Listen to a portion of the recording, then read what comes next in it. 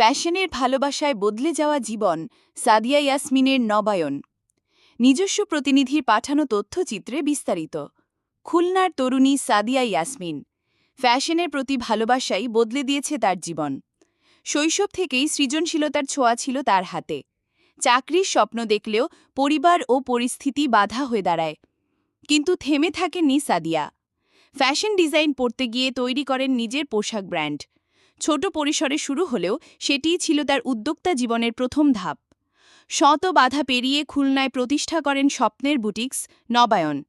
আজ নবায়ন শুধু স্থানীয় বাজারেই নয়, দেশজুড়ে পরিচিত নাম। সাদিয়ার লক্ষ্য একদিন আন্তর্জাতিক অঙ্গনে বাংলাদেশের ফ্যাশনকে তুলে ধরা।